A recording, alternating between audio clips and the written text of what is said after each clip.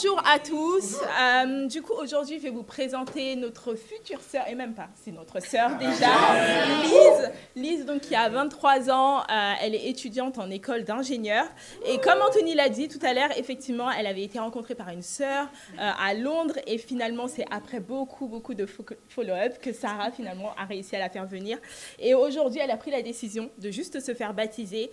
Et juste pour que vous sachiez un petit peu, Lise, en tout cas, elle a cherché énormément d'églises, énormément.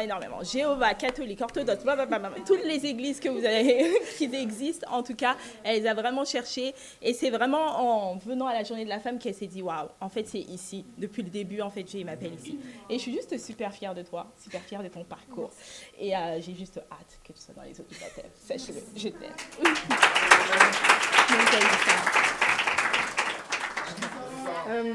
Lise, j'ai une écriture pour toi. En Romains 12, verset 2, qui dit « Ne vous conformez pas au monde actuel, mais soyez transformés par le renouvellement de l'intelligence, afin de discerner quelle est la volonté de Dieu, ce qui est bon, agréable et parfait. » Et vraiment, pour moi, tout au long de tes études, je t'ai vraiment vu être transformé par Dieu. Et ça me touche vraiment de voir à quel point Dieu a travaillé en toi pour justement te révéler sa volonté, que tu sois baptisé, que tu fasses des disciples, et que tu puisses entrer dans le royaume de Dieu. Et c'est également ce qui t'avait marqué la première fois que tu es venu, tu nous avais dit, la première fois que tu étais venu à l'église, tu nous avais dit, oui, j'ai vraiment vu en vous que vous avez été transformés, et moi non. Et je veux vraiment rectifier ça, parce que tout au long de ces mois, en fait, déjà depuis le jour où tu as rencontré Andrea, et Dieu était en train de te transformer, il est en train de travailler en toi, et il est loin d'avoir terminé ce travail. Donc je suis juste reconnaissante pour ta vie, pour ton âme, et pour juste ton cœur. Très humble.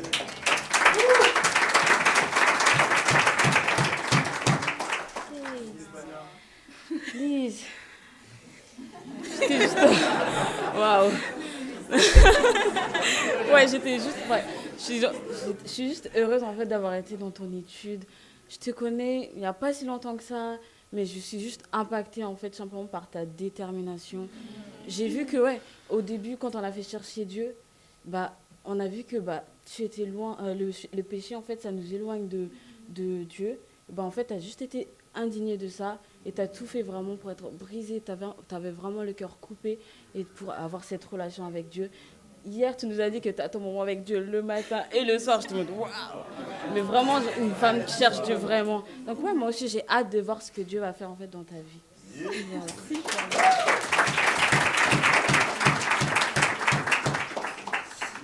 Du coup, Lise, très rapidement, j'ai une écriture à partager. C'est en Psaume 62, verset 6.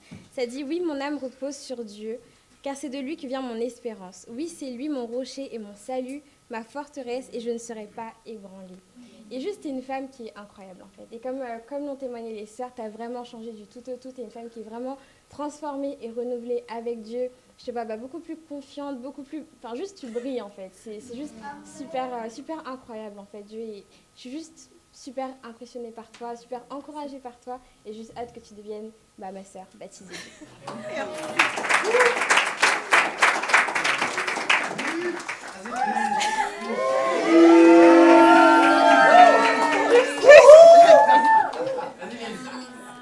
Je stresse un peu, mais vas-y, ça va le faire. Ok. Du coup, aujourd'hui, je vais juste faire un témoignage pour dire juste comment Dieu a transformé ma vie, comme les filles l'ont dit, durant mes études. Donc, de base, j'ai grandi dans une famille polygame. Donc, mon père avait 2 femmes.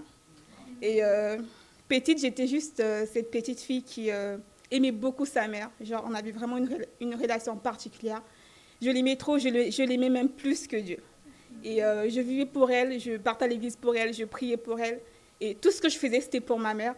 Et donc, quand j'ai eu 11 ans, elle est décédée. Et, ouais. Et du coup, quand elle est décédée, j'ai juste eu un manque, un vide. L'amour qu'elle me donnait, je ne l'avais plus. Et je cherchais tout pour combler au fait ce vide. Et je me suis donc tournée vers ma belle-mère pour voir si elle pouvait juste me donner cet amour maternel que ma mère me donnait. Et malheureusement, ce n'était pas le cas. Je me suis juste sentie rejetée, mise à l'écart et surtout détestée. Et en temps, mon père a eu une nouvelle femme. Et je me suis dit, pourquoi pas, je me tourne vers elle. Peut-être qu'elle pourra m'aimer comme ma mère. Et je me suis tournée vers elle, mais malheureusement, je me suis juste sentie rejetée et détestée plus que la première fois, au fait. Et juste le fait d'être rejetée, au fait, par mes deux belles-mères, je me suis juste dit, là, c'est juste moi le problème. Franchement, le problème ne peut pas venir d'elle. C'est juste que je suis peut-être une mauvaise fille, je suis une mauvaise personne et que je ne mérite juste pas d'être aimée. Et j'ai juste développé, au fait, la peur du rejet. Je me suis dit, OK, dans ma propre famille, je me sens rejetée. Et j'avais juste peur de me faire rejeter également à l'extérieur par mes amis et mes fréquentations. Et j'étais juste prête à tout faire pour qu'on m'accepte pour qu'on m'aime. Et j'ai eu tendance, du coup, à m'effacer. Genre, je ne me reconnaissais plus, j'avais plus de personnalité. Je m'adaptais à la personnalité de la personne qui est en face de moi. Et je faisais tout, au fait, pour leur plaire, quitte à mentir, à m'inventer des vies et à vraiment m'enfoncer dans le péché, juste pour qu'on m'accepte, pour que je me sente aimée, pour que je reçoive de l'affection. Et c'est juste, du coup, en étudiant la Bible avec les filles, c'est la meilleure partie. En fait, j'ai juste... Dieu m'a juste dit que je n'avais pas besoin de faire tout ça. Il m'a juste dit, tu n'as pas besoin de t'effacer pour qu'on t'accepte. Tu n'as pas besoin de changer qui tu es pour qu'on t'aime. Et il m'a juste dit, cet amour que tu as cherché auprès des hommes, moi, je peux te le donner. Amen. Il m'a dit, je peux t'aimer comme ta mère et même plus encore. Et il m'a juste dit, ça, c'est pas toi. Moi, je connais qui tu es, je connais ta vraie identité. Viens juste à moi et je te redonnerai ton identité. Et donc,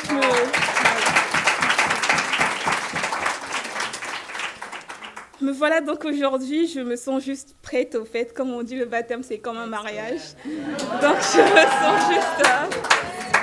je me sens juste prête à me marier avec le Seigneur, au fait. Et pour ça, j'ai fait mes vœux de mariage. Et je crois que je les ai retenus par cœur, donc... Voilà, donc aujourd'hui, j'aimerais juste dire à mon Seigneur, mon cher époux, j'ai fait le calcul de la dépense et je suis juste prête à renoncer à moi-même, à prendre ma croix et à le suivre jusqu'au bout. Je suis juste prête à t'aimer plus que mes parents, plus que ma famille, plus que mes amis, même plus que du chocolat.